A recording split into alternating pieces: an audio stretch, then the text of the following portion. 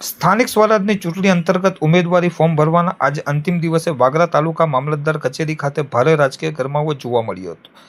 ભાજપ, કોંગ્રેસ અને આમ આદમી પાર્ટીના ઉમેદવારો મોટી સંખ્યામાં પોતાના સમર્થકો સાથે ફોર્મ ભરવા ઉમટી પડ્યા હતા, જેના કારણે કચેરી સંકુલમાં ચૂંટણી જંગ જેવો માહોલ સર્જાયો હતો. વિલાયત જિલ્લા પંચાયત બેઠક પર કોંગ્રેસની આજે અંતિમ દિવસે વિલાયત જિલ્લા પંચાયત બેઠક માટે કોંગ્રેસના ઉમેદવાર સુરેશભાઈ ચંદુભાઈ પરમારે વિધિવત રીતે પોતાનું ઉમેદવારી ફોર્મ રજૂ કર્યું હતું. ફોર્મ ભરતી વખતે કોંગ્રેસના કાર્યકરોમાં ભારે ઉત્સાહ જોવા મળ્યો હતો અને પક્ષની જીતના નારા લગાવવામાં આવ્યા હતા.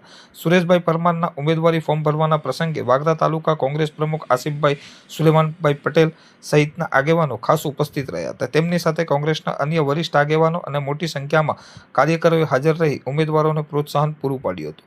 વાગરા તાલુકા મામલતદાર કચેરી ખાતે આજે માત્ર કોંગ્રેસ જ નહીં પરંતુ ભારતીય જનતા પાર્ટી અને આમ આદમી પાર્ટીના ઉમેદવારો પણ પોતપોતાના ટેકેદારો સાથે ફોર્મ ભરવા પહોંચ્યા હતા. અંતિમ દિવસ હોવાથી કચેરી ખાતે ફોર્મ ચકાસણી અને રજૂઆતની કામગીરી મોડી સાંજ સુધી ચાલી હતી. તમામ પક્ષોએ પોતાની જીતનો આત્મવિશ્વાસ વ્યક્ત કર્યો છે, જેના કારણે આગામી દિવસોમાં ચૂંટણી પ્રચાર વધુ આક્રમક બની તેવી શક્યતા છે.